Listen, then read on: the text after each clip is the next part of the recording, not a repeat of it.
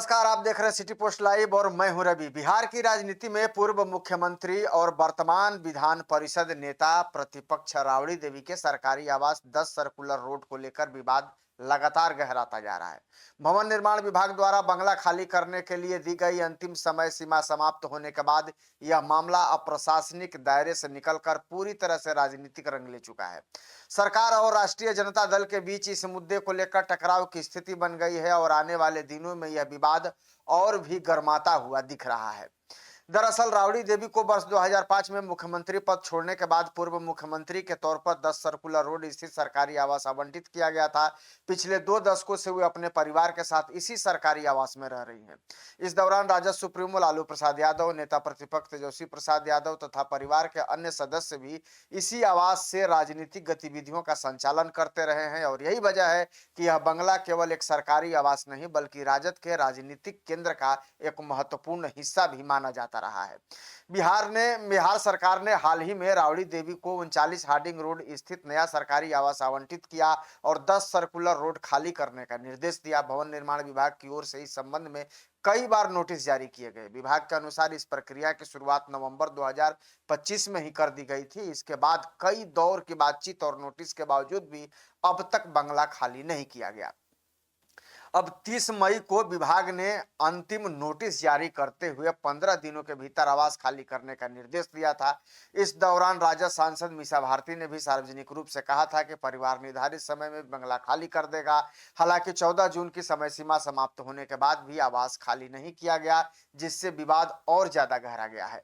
इस पूरे मामले ने अब राजनीतिक रूप ले लिया है। राबड़ी देवी की ओर से स्पष्ट संकेत दिया गया है कि वे स्वेच्छा से बंगला खाली नहीं करेंगे। हालांकि खबरें ये भी चल रही थी कि राबड़ी देवी ने यह भी कहा था कि सरकार को उन्होंने पत्र लिखा है कि वो कब तक जो है वो भवन खाली करेंगे, यानी कि आवास जो है वो खाली करेंगे। बहरहाल उनका ये कहना है कि यदि सरकार को कोई कार्रवाई करनी है तो कानूनी प्रक्रिया के तहत कदम उठाए। अब दूसरी ओर भवन निर्माण विभाग पहले ही इस बंगले को लेकर सरकार के पशुपालन मंत्री नंदकिशोर राम को आवंटित कर चुका है। ऐसे में सरकार पर अब नए आवंटन को लागू कराने का दबाव भी बढ़ गया है। इसी बीच जन सुराज के संस्थापक प्रशांत किशोर ने इस मुद्दे पर प्रतिक्रिया दी है। उन्होंने कहा है कि राबड़ी देवी वर्तमान में बिहार विधान परिषद के नेता प्रतिपक्ष हैं और इस नाते उन्हें सरकारी आवास मिलने का अधिकार है। प्रशांत किशोर ने इसे सरकार और राबड़ी देवी के बीच का मामला बताते हुए कहा कि प्रशासन को नियमों के अनुसार फैसला लेना चाहिए।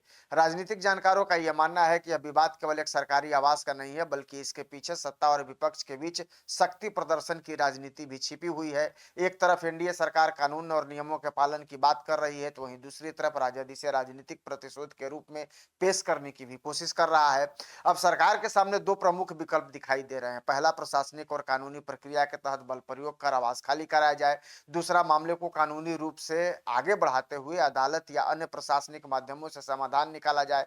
दोनों ही विकल्प राजनीतिक रूप से संवेदनशील माने जा रहे हैं। हालांकि जो बिहार की राजनीति में इस मुद्दे को लेकर चर्चाओं का दौर जारी है। विपक्ष सरकार के अगले कदम पर नजर बनाए हुए है, जबकि सरकार भी कोई ऐसा फैसला लेना नहीं चाहती है जिससे राजनीतिक विवाद और बढ़ जाए। आने वाले दिनों में भवन निर्माण विभाग और राज्य सरकार क्या कदम उठाएगी, इस पर पूरे बिहार की नजरें टिकी हुई हैं। यह देखना दिलचस्प होगा कि मामला प्रशासनिक कार्रवाई तक पहुंचता है या फिर किसी नए राजनीतिक समझौते के जरिए इसका समाधान निकाल पाना संभव हो पाता है। बहरहाल आप क्या सोचते हैं इस खबर को लेकर, कमेंट जरूर कीजिएगा और खबर को ज्यादा से ज्यादा शेयर और लाइक भी कर दीजिएगा।